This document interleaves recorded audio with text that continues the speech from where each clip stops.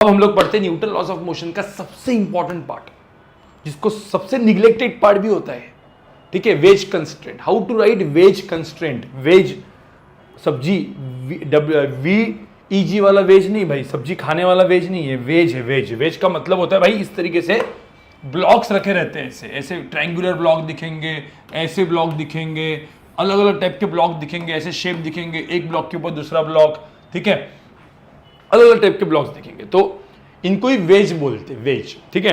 अब veg constraint, अब एक क्यों होता है और कैसे लिखना होता है, ऐसे क्वेश्चंस को कैसे सॉल्व करना होता है, उसके एकदम सिंपल, ठीक है। यहां पे देखो, ये एक मास है, एक मास है। अपन एकदम सिंपल केस में क्या देखा था, ठीक है, ये मास सपोज m1 है और ये मास सपोज m2 है और एंगल थीटा है, तो अपन ने पहले क्या देखा था, ये सपोज फिक्स्ड है, नीचे वाला सपोज सरफेस फिक्स्ड है, तो क्या होगा, m1 सीधा कहां पे आएगा, सीधा ऐसे आएगा नीचे। अब क्या हो गया, m1 m2, m2 भी मूव कर रहा है, m1 भी मूव कर रहा है, तो भाई ये मोशन जो है ना थोड़ी सी कॉम्प्लिकेटेड दिखेगी, ठीक है। फिर m1 और m2 के अंदर जो एक्सेलरेशंस होंगे उनके एक दूसरे के अंदर रिलेशन क्या हो, उसी को हम बोलते हैं वेज कंस्ट्रेंट, ठीक है।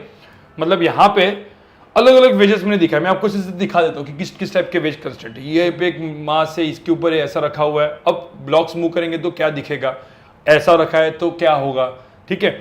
इस तरीके से मैंने वेज कंस्ट्रेंट को आपको बता दिया है, ठीक है। ये अलग अलग टाइप के वेज कंस्ट्रेंट आपको मैंने बताया, रिलेशन बताना है, ठीक है। अब कैसे करना है वेज कंस्ट्रेंट में, ये मास m1 ये मास m2 है। अब होता क्या है कि ये जब मूव करेगा, तो पहले तो मुझे था जब मूव करेगा तो ये मास m2 कुछ ऐसे जाएगा, मैं आपको जैसे एग्जांपल दे रहा हूं, ये मास m2 गया और ये इसके ऊपर उतरा है इस तरीके से, तो ये हो गया मेरा m1। अब हुआ क्या गाइस, हुआ क्या, m1 सिंपली ऐसे नहीं गया, m1 का आप मोशन देखोगे तो m1 का मोशन कुछ ऐसे गया, कुछ ऐसे गया, मतलब इसका एक्सेलरेशन कुछ इस तरफ है। पहले क्या होता था, जब ये फिक्स होता था तो सिर्फ ऐसे होता था, अब ये कुछ ऐसे जा रहा है। इसका मतलब ये ऐसे जब जा रहा है ना, तो ये एक्सेलरेशन एक्चुअली कोई दो एक्सेलरेशन से बना होगा, मतलब रिजल्टेंट अपन देखेंगे। अपन एक्सिस तो हमेशा अपने को ना कोई एक एक्सेलरेशन कोई अलग ही डायरेक्शन में होता है ना, तो हम लोग हमेशा क्या करते हैं, कंपोनेंट्स वाला चीज करते हैं, मतलब एक्स एंड वाई कंपोनेंट लिखते। तो मैंने एक एक्सिस ऐसे मान ली, एक एक्सिस ऐसे मान ली, मतलब एक एक्सेलरेशन मैंने m1 का ऐसे मान लिया, जो सपोज कुछ a1 है, और इसका एक्सेलरेशन कुछ मैंने a3 मान लिया। अब तुम बोलोगे सर a2 लिखो ना, मैंने a2 नहीं भाई, a1 a3, और क्योंकि इसको मैं a2 लिखूंगा ना, m2 भी तो है, हाँ। तो भाई यहां पे आप देखोगे तो यहां पे तीन एक्सेलरेशन दिख गए, a1 a3 and a2। Now what is relation between a1 a3 and a2, तो यहाँ पे तो तीन अननोन तो आ गए, a1 a3 and a2, and how to find relation between a1 and a2 and a3, इसी को हम बोलते हैं वेज कंस्ट्रेंट। वेज कंस्ट्रेंट का मतलब क्या होता है, how to find relation between a1 a2 and a3, how to find relation between accelerations. तो गाइस फटाफट मैं यहाँ पे दिखाता हूँ, मेथड दिखाता हूँ कैसे करना होता है, ठीक है। इसके भी दो मेथड है, एक होता है ज्योमेट्री मेथड और एक होता है अपना वेक्टर मेथड। पहले मैं दिखाता हूँ वेक्टर मेथड, एकदम सिंपल है, और ध्यान में रखना रिवीजन कर रहा हूं मैं वेज कंस्ट्रेंट, बट रिवीजन इस तरीके से करूंगा कि जिन्होंने पढ़ा नहीं उनको भी समझ में आएगा, ठीक है। अब यहां पे देखो, यहां पे पहले इन ऐसे जगह पे क्या करने का पता है, जो एकदम हार्ड सरफेस है, मुझे बताओ वेज कंस्ट्रेंट किसके वजह से आता है, इसमें कंस्ट्रेंट किसकी वजह से आता है, मतलब वेज में लिमिटेशन किसकी वजह से आता है। ध्यान में रखना, कभी मुझे होता है m1 block m2 block move करेगा तो m1 कभी भी हवा में जाएगा क्या, नहीं ना, हमेशा m2 को क्या करेगा, टच ही रहेगा। ये कभी ऐसा हो सकता है कि m1 ब्लॉक m2 के बीच में घुस गया, ऐसा अंदर घुस गया, नहीं होगा ना। ये सारे हार्ड सॉलिड ऑब्जेक्ट्स, सॉलिड, ठीक है। तो सिंपल सी बात है, सॉलिड ऑब्जेक्ट्स होने की वजह से m1 हमेशा m2 के कांटेक्ट में रहेगा। इसका मतलब कभी भी ये हार्ड जो कांटेक्ट सरफेस है, पहले उसको ड्रॉ करने का। देखो ये यहाँ पे, जैसे ये हार्ड कांटेक्ट सरफेस है, देखो यहाँ पे, तो इस हार्ड कांटेक्ट सरफेस को इस तरीके से पहले ड्रॉ करने का, विथ एंगल लिख देने का, ये एंगल है थीटा, ऐसे हार्ड कांटेक्ट सरफेस रखती है। अब क्या करने का, ऊपर वाला जो ब्लॉक है m1, उसका एक्सेलरेशन वैसा का वैसा लिखने का। इसका एक्सेलरेशन एक होगा a1 और इसका एक्सेलरेशन होगा a3। देखो ऊपर का एक्सेलरेशन मैंने ऐसा का ऐसा लिखा, और फिर नीचे वाले ब्लॉक का भी एक्सेलरेशन अलग से लिखने का, वेक्टर है ये सारे वेक्टर्स, उसको भी लिख देता हूं मैं a2, ठीक है। नीचे वाले ब्लॉक का एक्सेलरेशन मैंने a2 लिख दिया ऐसे, ये दो ऊपर वाला, ये नीचे वाला। अब क्या करने का, जो हार्ड कॉन्टैक्ट सरफेस है ना, मैंने क्या बोला, कभी भी m1 m2 के ऊपर ही रहेगा, मतलब m1 m2 के बीच में घुस सकता है क्या, अंदर नहीं। मतलब इसका मतलब ही ये होता है एकदम लेमन लैंग्वेज में, कि जो कॉन्टैक्ट सरफेस है, हार्ड कॉन्टैक्ट सरफेस, उसको ऐसे परपेंडिकुलर ड्रॉ करने का, और ये जो एक्सिस है ना, इस एक्सिस में ऊपर और नीचे का एक्सेलरेशन सेम होगा, इक्वेट करने का ये मेथड है। मतलब ये एंगल थीटा है तो ये एंगल भी थीटा होगा। तो मुझे बताओ अभी किसके कंपोनेंट होंगे। अब यहाँ पे आप देखोगे ये A2 है तो A2 का ये कंपोनेंट क्या होगा, A2 साइन थीटा। अब A1 एंड A3 ऑलरेडी दिया हुआ है, इसके कोई कंपोनेंट निकालने की जरूरत नहीं क्योंकि A3 ऑलरेडी दिया है ना, A3 ऐसा है बस। तो ऊपर वाला वेक्टर और नीचे वाला वेक्टर ये दोनों चीजें क्या होंगी, सेम होगी। मतलब A3 की वैल्यू किसके बराबर आएगी, A2 साइन थीटा के बराबर आएगी। अब कोई बोलेगा सर A1 और A2 का जो कॉस थीटा कंपोनेंट भी इक्वल होगा क्या, भाई नहीं नहीं। अपने को क्या करना है, हार्ड सरफेस ड्रॉ करना है, हार्ड सरफेस को ड्रॉ करना है, ऊपर वाले सारे कंपोनेंट्स लिखने हैं, वेक्टर्स लिखने हैं, नीचे वाले वेक्टर्स लिखने हैं। ये हार्ड सरफेस के परपेंडिकुलर डायरेक्शन में एक्सेलरेशन सेम होंगे बस। अब एक मैंने बताया ना ये चीज, अब मैं आपको दो तीन और चीजें बताऊंगा तो आपको समझ में आएगा कि how to write wedge constraint. ठीक है, अब ऐसा है इसके ऊपर बाद में आता हूं, पहले ये कॉमन क्वेश्चन है। अब यहां पे वापस एंगल थीटा है, ठीक है। अब ये जा रहा है एक्सेलरेशन सपोज A1 से, और इसका मतलब क्या होता है, ये रॉड है यहाँ पे और ये रॉड यहाँ पे सपोर्ट है ऐसे, मतलब रिजिड सपोर्ट इस तरीके से, मतलब रॉड सिर्फ नीचे के डायरेक्शन में मूव कर सकता है, ऐसे ऐसे मूव नहीं करेगा, हिलेगा नहीं ऐसे, तो नीचे के डायरेक्शन में मूव करेगा। मतलब इसका एक्सेलरेशन A2 ऐसे है। अब बोला find relation between A1 and A2, मतलब ये ऐसे जाएगा, रॉड ऐसे आएगा। अरे इमेजिन करो ना भाई, ये कुछ ऐसे जाएगा ना ऐसे, मतलब ये ऐसे जाएगा, ये रॉड ऐसे आएगा नीचे, समझ रहे हैं। ठीक है, तो अब मुझे A1 एंड A2 का रिलेशन चाहिए, कैसे करेंगे, एकदम सिंपल। पहले क्या करने का, हार्ड सरफेस। भाई हार्ड सरफेस आइडेंटिफाई करो। हाँ, तो मैंने हार्ड सरफेस कैसे आइडेंटिफाई किया, ये मेरा हार्ड सरफेस। हार्ड सरफेस के ऊपर A2 ऊपर है तो जो एक्सेलरेशन दिया पहले वो लिख दो, A2 ऐसे है, और हार्ड सरफेस के नीचे यहाँ पे A1 ऐसे है, A1 ऐसे है। अब विथ एंगल लिख दो ऐसे, एंगल थीटा है तो ये एंगल कितना होगा, थीटा होगा, ये 90 माइनस थीटा। तो ये अब यहाँ पे देखो, हार्ड सरफेस को क्या ड्रॉ करना है अपने को, परपेंडिकुलर। तो भाई मेरे को ये एक्सिस काम की है। अब ये एंगल थीटा है तो ये 90 माइनस थीटा हो गया, तो ये भी एंगल थीटा हो गया। अब मुझे तो A1 एंड A2 के कौन से कंपोनेंट लेने हैं, इस डायरेक्शन में, मतलब रॉड इसके अंदर घुसेगा नहीं ना। ऐसा होता है कि ये सॉलिड ऑब्जेक्ट के अंदर घुसेगा, तो इस डायरेक्शन में एक्सेलरेशन को इक्वल कर देने का। कैसे इक्वल करेंगे भाई, एकदम सिंपल सी बात है। कौन सा कलर यूज करूँ, कोई भी कलर बताओ यार। हाँ, ब्लैक कलर यूज करता हूँ। यहाँ पे A1 का ये कंपोनेंट क्या होगा, A1 साइन थीटा, और यहाँ पे A2 का ये कंपोनेंट क्या होगा, A2 कॉस थीटा।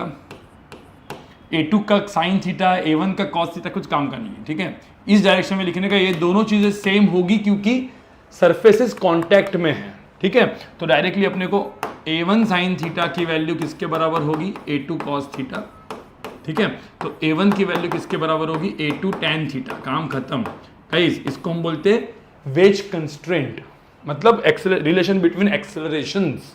जैसे यहाँ पे A1 ऐसे गया, A2 ऐसे गया, देखो ना, मतलब ये इसका मतलब है constraint to move like this. अब बोला कि भाई इसके अंदर A1 एंड A2 का रिलेशन बताओ। सिंपल है, पहले क्या निकालने का, ये पार्ट हार्ड पार्ट, तो हार्ड पार्ट मैंने ऐसे करके ड्रॉ कर दिया, ये हार्ड पार्ट हो गया। फिर A1 कहाँ पे जाएगा, A1 जाएगा ऐसे, फिर A2 कहाँ पे जाएगा, ऐसे। आपको समझ में आ रहा है, जो अपने को लिखा है, ये एंगल थीटा है तो ये एंगल भी कितना होगा, थीटा होगा, तो एंगल भी थीटा होगा। आपको समझ में आया। फिर A1 का कौन सा कंपोनेंट लेंगे, अपने को तो इससे मतलब है ना, अपने को तो इससे मतलब है हार्ड सरफेस के परपेंडिकुलर। तो यहाँ पे क्या होगा, A1 क्या हो जाएगा, A1 का साइन थीटा हो जाएगा। तो इसका इक्वेशन क्या आएगा, A2 is equal to A1 sine theta. ये हो गया मेरा कौन सा constraint, wedge constraint, wedge constraint equation. सबको समझ में आ रहा है। ठीक है, तो इस तरीके से लिखना होता है वेज कंस्ट्रेंट इक्वेशन। अब यहाँ पे एकदम सिंपल यार, वेज कंस्ट्रेंट इक्वेशन यहाँ पे दिया मैंने। ठीक है, अब यहाँ पे तो भाई मतलब मैंने ऐसा पकड़ लो, यहाँ पे 3 ब्लॉक है, मैं लेकिन इसको फिक्स पकड़ता हूँ। हाँ, कुछ कुछ क्वेश्चन में ये भी मूवेबल होगा, जैसे इसमें ये मूवेबल, ये भी सब। मेरे पहले इसको फिक्स पकड़ता हूँ। ऐसा पकड़ लेते हैं कि ये वाला नीचे आने लगा A1 से। कोई बोल सकता है ये ब्लू वाला ब्लॉक कैसे आएगा, कि कैसे आएगा। ध्यान में रखना, यहाँ पे फ्रिक्शन नहीं है, देयर इज नो फ्रिक्शन। अभी तक कोई फ्रिक्शन अपन ने इंट्रोड्यूस नहीं किया, तो there is no friction here. तो पैरेलल में तो कोई फोर्स आएगा ही नहीं। तो ये जो m है ना, मतलब ये जो मास है ना, ये ग्रेविटी एंड नॉर्मल फोर्स दोनों वर्टिकल डायरेक्शन में, तो ये हमेशा ये ब्लॉक जो है ना ये सिर्फ नीचे आएगा। तो इसका एक्सेलरेशन आइडेंटिफाई करो, ये सिर्फ नीचे ही आएगा। अब बोला find relation between a1 and a2 और सपोज एंगल थीटा दिया है। अब ध्यान में रखना, now this surface is fixed, तो मुझे बता हार्ड कॉन्टैक्ट सरफेस कौन सा वाला करोगे, ये वाला या ये वाला? ध्यान में रखना हार्ड कॉन्टैक्ट सरफेस अभी ये वाला है, क्योंकि ये दो बॉडीज का अपन ने देखा है, तो हार्ड कॉन्टैक्ट सरफेस ये वाला है, तो ऐसे करके ड्रॉ करोगे। तो हार्ड कॉन्टैक्ट सरफेस ड्रॉ करना जरूरी है। इसके ऊपर का एक्सेलरेशन a2 ऐसे होगा और यहाँ पे a1 जो है एक्सेलरेशन वो ऐसे होगा। और ये एंगल थीटा है, तो आपको पता है ये एंगल भी थीटा होता है। तो मुझे बताओ कॉन्टैक्ट सरफेस की क्या परपेंडिकुलर डायरेक्शन वाला एक्सेलरेशन सेम होता है। तो a1 का ये कंपोनेंट कितना हुआ, a1 क्या हो गया साइन थीटा। तो इक्वेशन बताओ क्या आएगा, a2 and a1 sine theta दोनों क्या होंगे सेम, तो a2 is equal to a1 sine theta. आपको सबको समझ में है कि how to write wedge constraint. अब आपके लिए गाइस ये वाला मैं आपको होमवर्क देता हूं, होमवर्क, ठीक है। ये होमवर्क करके आप मुझे सेंड कर लो मेरे पर्सनल नंबर पे, ठीक है। अब मुझे बताओ इसका एक्सेलरेशन a1 ऐसे होगा, सॉरी a2, मैंने a1 बोल रहा हूं मैं a1 और लिखता हूं a2, क्या है भाई, ये a1 एक्सेलरेशन ऐसा होगा। ये तीनों तीन मूव कर रहे हैं, तो मुझे तो ये ब्लॉक कैसे मूव करेगा गाइस, ये ब्लॉक तो मूव करेगा फिर ऐसे कुछ, ये इसको मैंने a2 बोल दिया, मैंने इसको a3 बोल दिया, और ये जो ब्लॉक है ये मूव करेगा a4 से, क्योंकि ये नीचे ही मूव करेगा। Now find relation between a1 a2 a3 and a4। Homework hint भी दे देता हूं, यहाँ पे दो कॉन्टैक्ट सरफेसेस है, तो एक इक्वेशन इसका बनेगा, एक इक्वेशन इस सरफेस का बनेगा, और आप मुझे लिख के बताओगे कि इसका find relation between a1 a2 a3 and a4, ठीक है। अच्छा क्वेश्चन बन गया भाई, एडवांस का क्वेश्चन बन गया है, ठीक है। चलो, तो इस तरीके से वेज कंस्ट्रेंट किया जाता है। तो इसका मैंने आपको वेक्टर वाला मेथड बता दिया, और एक मेथड है जो नहीं भी पता होगा ना तो भी आप आंसर निकाल सकते हो, मतलब वो हम लोग ज्योमेट्री मेथड बोलते हैं जनरली। ज्योमेट्री मेथड मतलब, एक मिनट रुको जरा, वो ज्योमेट्री मेथड बताने के पहले मुझे जस्ट छोटा सा क्विकली इनकी एफबीडी बतानी है। एक मिनट रुको, इसको कॉपी करता हूँ और यहाँ पे पेस्ट कर लेता हूँ, ठीक है। हाँ, एक ज्योमेट्री मेथड होती है, सिर्फ यहाँ पे बता के रखता हूँ, ये तो कोई बोलेंगे सर आपने बताया नहीं, ठीक है। हाँ, तो मतलब ये जैसे ब्लॉक आगे गया, तो ये ब्लॉक कहाँ पे गया, नीचे गया ऐसे, ठीक है। ज्योमेट्री मेथड क्या होती है गाइस, सपोज ये ब्लॉक का एक्सेलरेशन a1 है, इसका एक्सेलरेशन a2 इधर है और a3 इधर है, ठीक है। तो find relation between a1 and a2 and a3। तो कैसा होता है ज्योमेट्री मेथड, ज्योमेट्री मेथड एकदम सिंपल होता है कि भाई ये इसका डिस्टेंस, मतलब ये सपोज आगे डिस्टेंस गया होगा कुछ x2 से, मैंने क्या लिखा है, मैं वापस a1 है ना ये, ठीक है, हाँ ये a1 है। तो मुझे बताओ ये गया होगा x2 से, तो आपको पता है ये जो, इसको भी मैंने गलती कर दी है, सॉरी गाइज, एकदम सॉरी, ठीक है। हाँ, यहाँ पे ये गया होगा x1 से, तो ये नीचे आया होगा x2 से। तो रिलेशन समझ में है, मतलब ये x1 आगे जाता ही नहीं, तो क्या ये x2, ये डिस्प्लेसमेंट x2 नीचे आता नहीं आता, मतलब x1 x2 की जगह a1 a2 डालो है, v1 v2 डालो, सेम ही है, ठीक है। अब एंगल थीटा है, तो मुझे पता है ये एंगल भी थीटा है।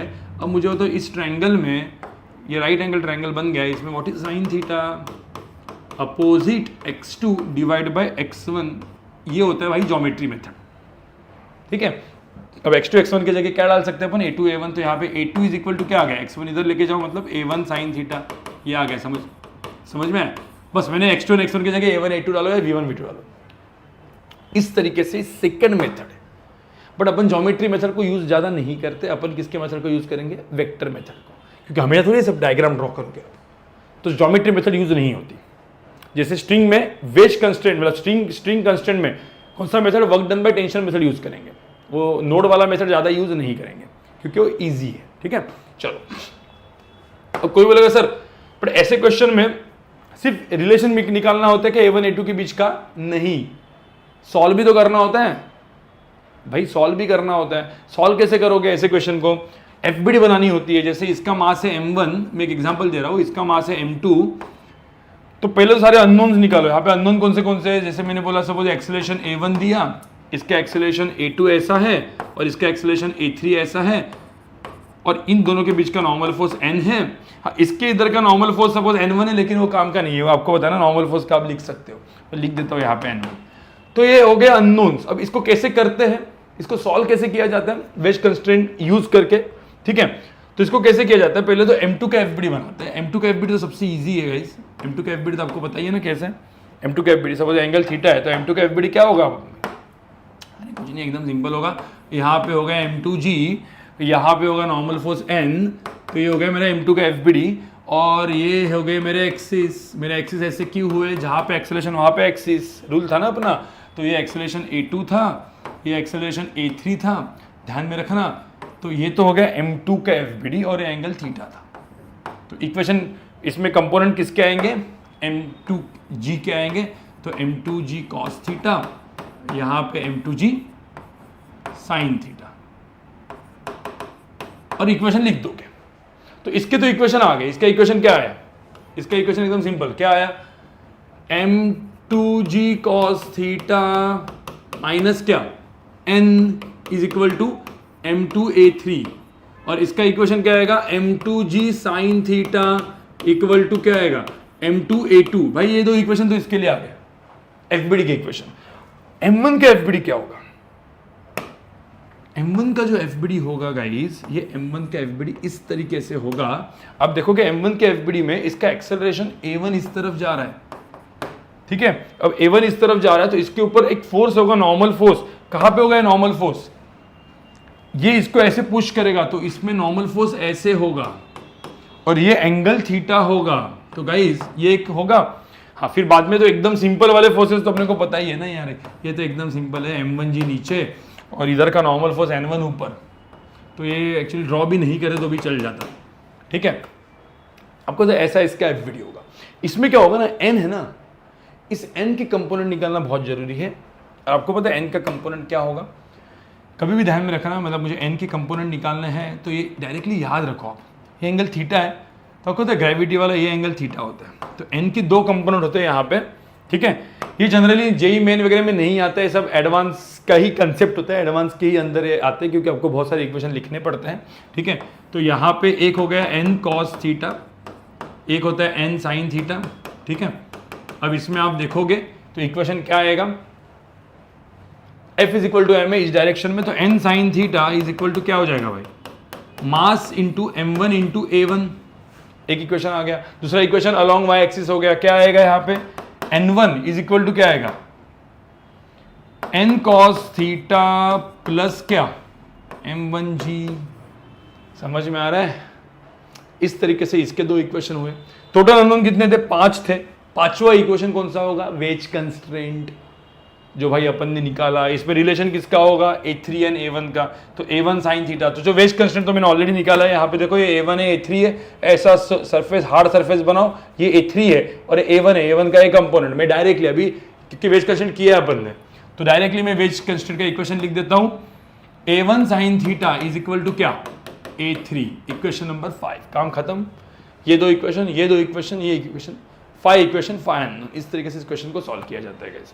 तो यहाँ पे अपना wage constraint and wage constraint को किस तरीके से यूज करते हैं उसको अपन ने खत्म कर दिया है। इन सबकी एफबीडी भी बन सकती है, मैंने तो सिर्फ कंस्ट्रेंट इक्वेशन बताया, जो भी क्वेश्चन थे उनमें आपको एफबीडी भी बना सकते हैं।